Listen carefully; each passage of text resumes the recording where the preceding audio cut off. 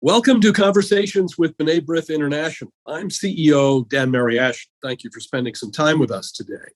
If you enjoy our conversation series, make sure you never miss an interview by subscribing to the B'nai B'rith YouTube channel and liking us on Facebook. And of course, be sure to visit our website, b'naibrith.org, to learn more about our humanitarian and advocacy efforts across the globe. Our guest today is Dr. Stefanie Halpern, director of the YIVO Institute for Jewish Research Archives. We'll speak with her today about YIVO's history, its work and collections, and the Edward Blank YIVO Vilna Online Collection, an international effort to preserve, digitize, and virtually reunite YIVO's pre-war library and archival collections located in New York City and Vilna, Lithuania, through a dedicated web portal. The project will also digitally reconstruct the historic private Strashun Library of Vilna, one of the great pre-war libraries of Europe.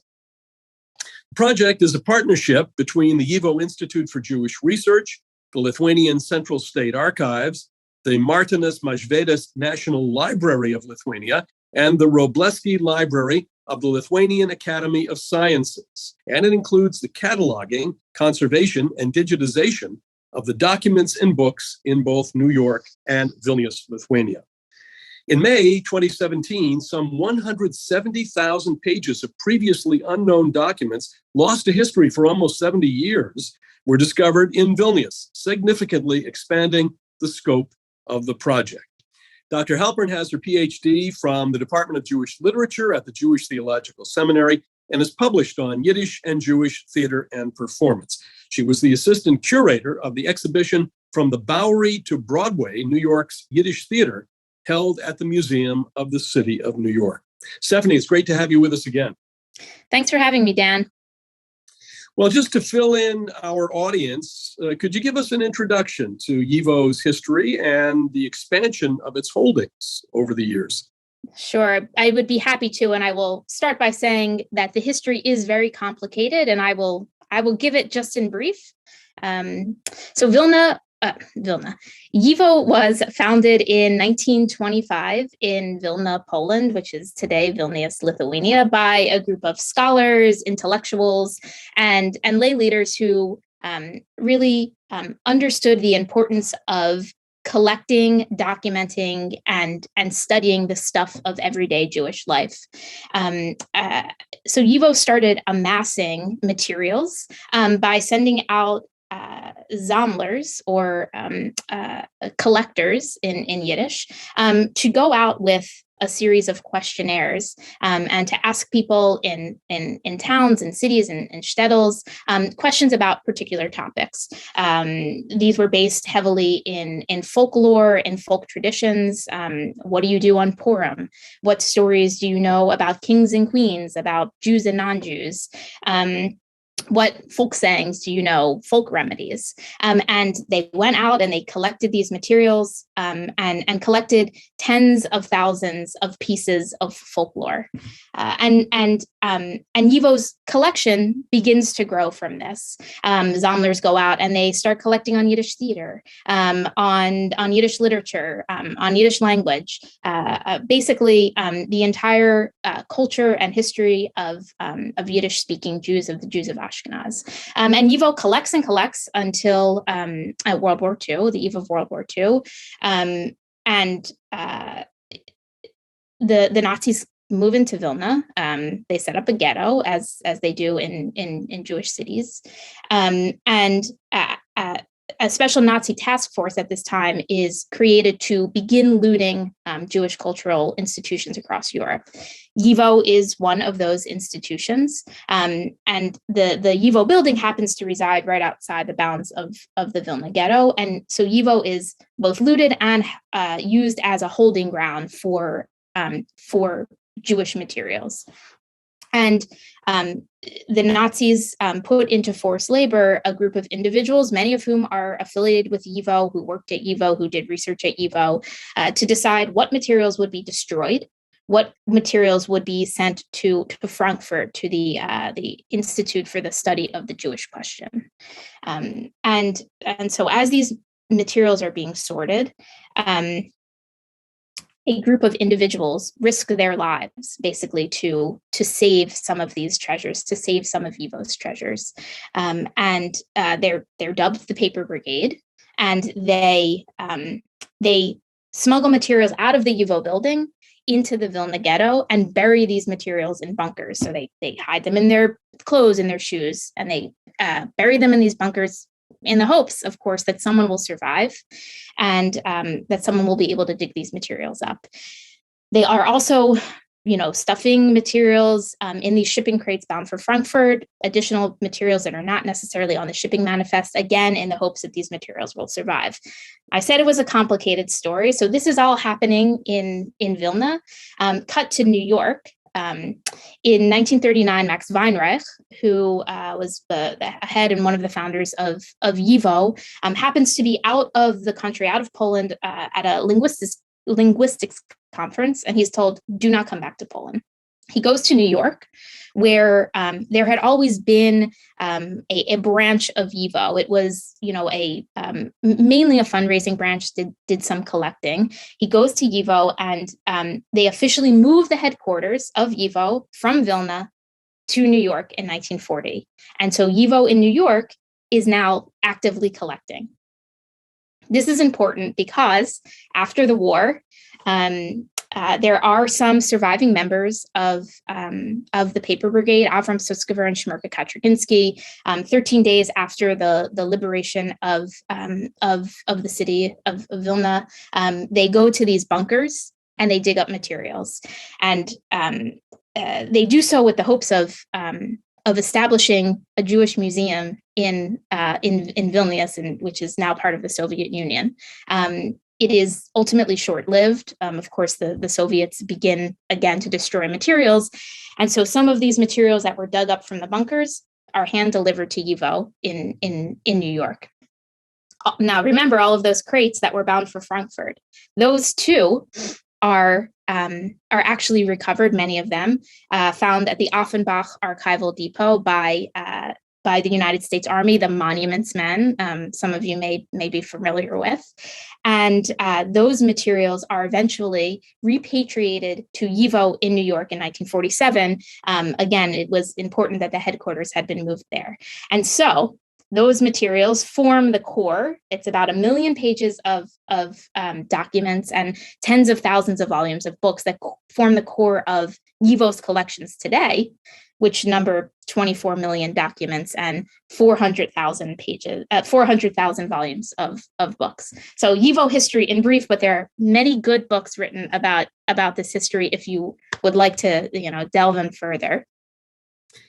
Well, it's an amazing story of rescue, of cultural rescue for the Jewish people, not just for Yiddish speakers, but writ large, really for all of us. And a word about, I think we have to talk about Vilna/Vilnius, because it probably was not an accident that YIVO was established there. 1939, if I recall correctly, from my studies, Vilna was about 35 or 40% Jewish. It was a great center of Jewish cultural life, Yiddish theater, Yiddish press, and all kinds of other cultural and linguistic institutes and activity going on. So it's a great story, and of course we say thank you every day that this material made its way to New York. So tell us about some of the major acquisitions over the years. Tell us about your collections in those 24 million documents plus. Sure. So we have everything, right? We have everything from letters between a grandmother and a grandson to the materials of the greatest Yiddish writers like Shalom Aleichem, and basically everything in between. And it's always a tough question to sort of boil it down, right, to some of the most amazing materials that we have here, because depending on who you ask, they will tell you something different is the most amazing document here. But I will say, in addition to all of this material on pre-war Jewish life, we have a large collection of primary source material on the Holocaust, the largest collection outside of Yad Vashem. And some of these pieces include things like the Auschwitz logbook from Block 8, documenting and it's called the quote unquote entry and exit book. Exit, of course, being a euphemism, double speak for murder, documenting everyone who is coming into the block and then being killed. We have a collection from the Lodz ghetto, saved actually by Nachman Donovan, who worked in the post office in the ghetto, and it includes what we call the Book of the Children, a book presented to the head of the Judenrat, Rumkowski, for Rosh Hashanah, with the signatures of all 14,000 children that were in the Lodz ghetto school system. And it's a particularly meaningful book because only about 200 children who were in the school system actually survived the war. And so, this document is a record of their lives. Well, focusing on the Edward Blank YIVO online Vilna collections, what inspired the extensive digitization project? And why now? Is it that the technology is there that enables you to do this? But this is, I know when libraries do this, when archives do this kind of thing, it's a major project because it's page by page by page. So tell us about that. That's right. Yeah, this was the first undertaking of its kind that YIVO participated in. And your question of why now is a great one. So I will complicate the history of these materials a bit. For decades, we thought that those materials that came to us in 1947 was all that remained of YIVO's pre-war materials, those materials collected by YIVO before the war.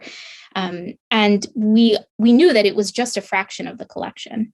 After the fall of the Soviet Union, it was discovered in the late 1980s that there were actually hundreds of thousands of pages of YIVO materials that had never made their way to New York, and in fact had been hidden for decades by a Lithuanian librarian, Antanas Ulpis, who understood that these materials were, the Soviets would have destroyed them, and he understood the value of trying to save them. And these were hidden to a large extent in the Lithuanian Book Palace, which was housed in a church. And we didn't know about them until after the fall of the Soviet Union, until after Ulpis's death, and it came to light that these materials were here. And YIVO made attempts over the years, over the late 80s and early 90s, to gain access to these materials, to take physical ownership over them, and that never happened. And there was a lot of sort of ill will created, and YIVO really didn't have access to these materials, and it sort of was put to rest. And it was decided, though, this, in 2012, 2013, the conversation around these materials started up again. And it was decided at that time to put questions of ownership aside. It didn't matter who had the physical custody of these materials. What mattered was giving researchers the ability to actually have access to them. And that's sort of how the project was started, this digitization project, that we would attempt to finally reunite these, what we thought at that time were two separate pieces of our collection in New York and at the Lithuanian Central State Archives. And as this project got going, it was discovered in 2016 that there were additional materials, as you mentioned in the beginning, Dan, at the Wróblewski Library, the Lithuanian Academy of Sciences. And then in 2017, there was this new discovery of materials at the National Library of Lithuania. And so the more we worked on this project, the larger it grew. And of course, the technology aspects of this, right, are make it much easier to do. In the 80s and the 90s, you could make microfilms, right? You could make photocopies. But now we have the ability with our cameras, with our equipment, to digitize a document so that you see the edges, you see the rips and the tears and the dirt. You see those light pencil marks, and so we digitize for access, but also as a means of preservation. Anyone who has done archival research knows that those brittle, acidic pages, sometimes you feel that you're going to be the last person ever to touch them. So we've been able to not only reunite the collection, but preserve it for researchers for many, many, many years to come. Well, with the 2017 discovery, do you think that there may be other caches of documents there that have not been discovered yet? Is there any reason to believe that there's more? Sure, I think so. I think that often people in some of these institutions looked at these materials and didn't even know what they were. And this project has sort of opened up the ability for people to say, oh, these are Jewish materials. Maybe they belong, as part of the YIVO project. And I think even if there are not materials that directly belong to YIVO, right, that were directly collected by YIVO, certainly there are many more Jewish materials out there. And we're hoping that this project opens up other avenues for collaboration with these Jewish documents. And of course, we know that this is, again, just a fraction of what we had collected. So the hope always is for us that someone's going to open a closet somewhere and there's going to be an amazing new discovery made. And what does all of this tell us about the history or shtetl life, or how Jews lived in the cities? Tell us what kinds of things we can learn from these documents. So I think the biggest thing is that Jewish life was so varied, right? A lot of times we have sort of misconceptions that it was just, sort of small town shtetl life, very religious, very structured in that way. And of course, that's not true. The way that Jewishness manifested itself in Eastern Europe before the war was as varied as the ways it manifests itself now. So we have materials, of course, about religious life, about ritual culture, but we also have materials about revolutionary political activities, about Yiddish school systems, teaching secular subjects, teaching botany and anatomy and sex education. We have an amazing collection of youth autobiographies that YIVO sort of commissioned as part of a series of contests to gather information about kids, about the life of kids directly from the source. And they tell us about, how a lot of these kids felt peer pressure to engage in, stealing and things that their friends were making them do, crushes on girls. And that is alongside living through things like pogroms and wars. And so, just again, the total sort of breadth of the Jewish experience. That's what we get from these materials. I think sometimes it's hard, maybe for younger generations to realize that the world of Yiddish land, as was the title, I think, of one book, that Yiddish land, it really covered a great deal of territory, millions of people who spoke the language. So everything was in Yiddish. Everything was in that language. And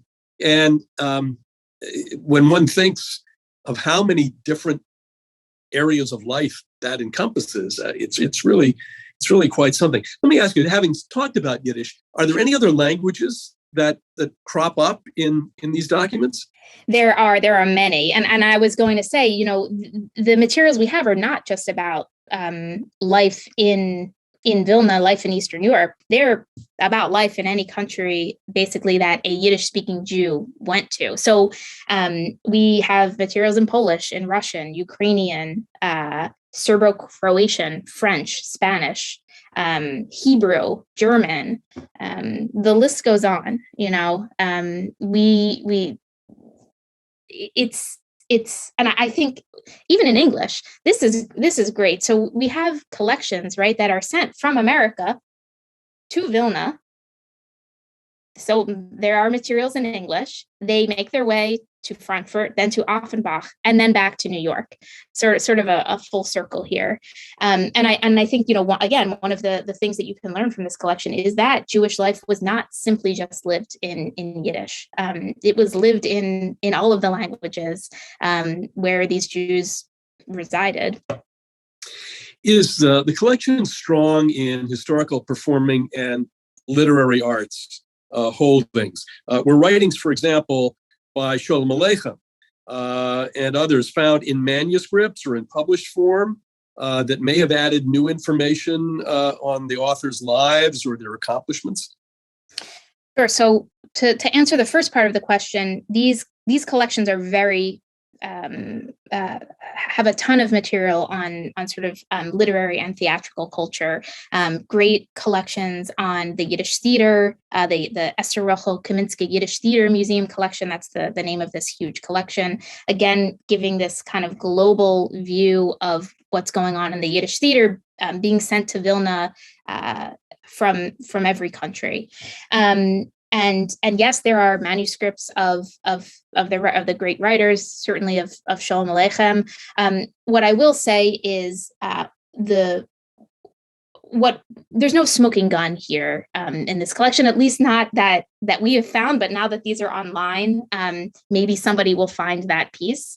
But what's amazing is that for the first time ever, we have found missing pages of documents that we didn't have access to at YIVO. We thought, page 4 of this document was lost, and we're finding page 4 in Lithuania. And that has been a really unique experience and part of this project, that our archivists here and the archivists in Lithuania have been able to work together to say, I recognize that handwriting. I think I have that missing page here. And so that's really, that's really a great discovery. There's a cache of music scores previously thought to have disappeared by the composer Avram Goldfaden in the collections. Goldfaden is recognized as the father of the Yiddish theater. In fact, some years ago, I was in Iași in Romania at the site of where his original theater, where his plays were performed, or where he produced these plays. And the B'nai B'rith actually, there's a bust of Goldfaden, and we put a plaque up which describes who he was. Tell us about a little more about Goldfaden and what kind of audiences may have heard his music. Sure. Yeah. So like you said, Goldfaden really is the father of the modern Yiddish theater. He's the first to sort of take words and take music and put them together into this amazing theatrical experience. And his operas, his operettas were widely performed in all Yiddish theaters, both in Eastern Europe and in America.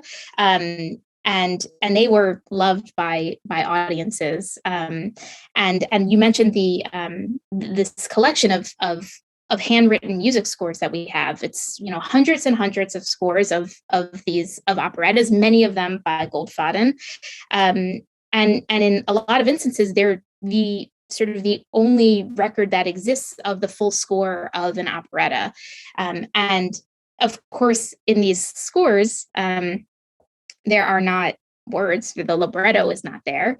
And so, or often it doesn't exist in these scores. And so you have to go to another part of the collection to try to actually find the libretto. And so what's amazing is that now that these materials are digitized, now that these scores are digitized, we have musicians and we have theater companies who are actually able to use these scores to recreate, a Goldfaden operetta that was last performed in 1884 or something like that.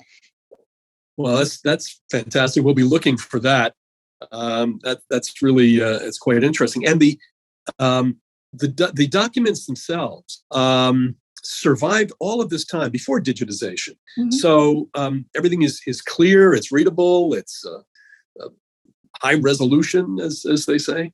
Yeah. So yes, we digitize at the highest resolution we can, and you can actually zoom in so much to a document that you can often see on these, on your screen, something that you couldn't necessarily make out on the paper itself. Clear and legible, that's all relative, because a lot of these materials are handwritten, and as we know, with just reading, English handwriting, it's varied, and so some of them are easier than others. But certainly, if you get to know how to read Yiddish handwriting or Polish or Russian, you can make these materials out. Have you had a kind of a rush of interest on the part of historians, scholars, researchers since you began this project? Yeah, I think our last stats were for the first half of the year since the project was completed in January 2022. We've had about 20,000 unique visits to our catalog, to our Vilna Collections catalog, where you can actually search these materials. That is certainly many more visitors than we could ever have had in person to our building, even in the pre-pandemic times.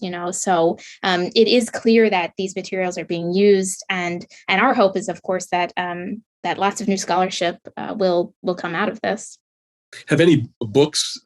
It's only 5 years since the discovery, but have any books or major articles appeared as a result of the new discovery?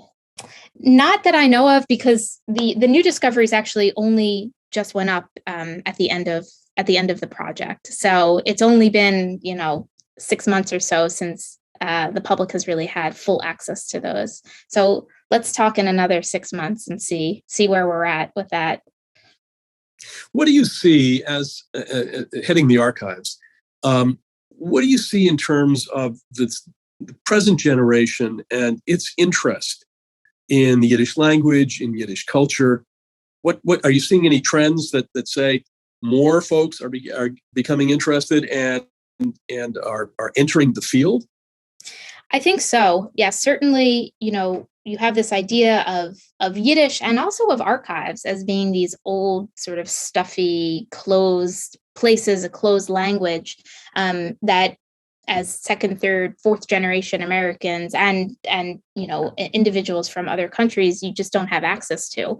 But we're just finishing up our summer program, our annual summer program, with nearly 100 young people learning Yiddish, and we have hundreds of people during the year who are learning Yiddish, and we just see young scholars who are coming in using these materials. We're finishing up internships with undergraduates now who are interested in doing archival work, learning how to preserve these materials because they have an interest in this, in either in the language or in the culture, or they're hoping to reclaim something of their family's past that they didn't know about.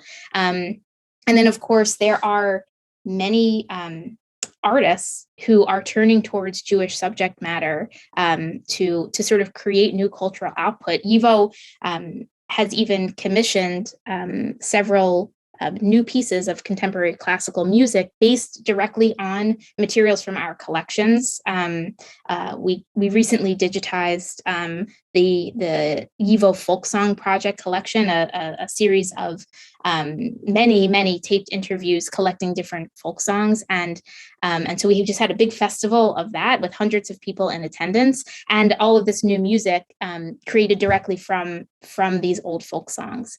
So lots of interest. Just a final question. How do you account for the survivability of Yiddish.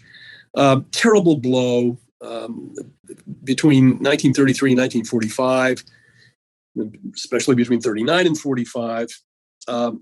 And then those millions of Yiddish speakers here in the United States, after, one generation after another, people speaking English, fewer and fewer of them are bilingual, and we get to where we are today. And yet, there is a survivability, something special. Is it that because Yiddish is so expressive? Is it because it's evocative of a very important place in our history? What do you think? I think it's a couple of things. Certainly, I think that it connects us to a past life that we don't have access, that we only have access to, right? If sort of through this language. But I think for a lot of people, and I had hinted at this a bit earlier, there are many ways to access and to express one's Jewishness. And for a lot of people, engaging with Yiddish, engaging with a lot of this Yiddish secular culture in an artistic and an academic way, it is the way that they have access to their own Jewishness. Certainly, that is how I got into this field. My interest specifically in secular Jewish culture, and so I think that has a lot to do with with all of these people who are using these materials and learning this language. Well, Stefanie, thank you for being with us today and sharing the important work that YIVO is doing to preserve and to shed light on Jewish history. It's been a pleasure. Thank you, Dan. Well, our thanks to Dr. Stefanie Halpern for being on today and speaking with us about YIVO's incredible work and the Edward Blank YIVO Vilna online collection. If you enjoyed this interview, make sure you catch all of our programs by subscribing to the B'nai B'rith YouTube channel and liking us on Facebook. And be sure to visit our website, bnaibrith.org, to learn more about our important work, including our efforts supporting Ukrainian refugees, as well as those still within Ukraine's borders. For my guest, Dr. Stefanie Halpern, and for B'nai B'rith, I'm Dan Mariaschin. Join us again soon.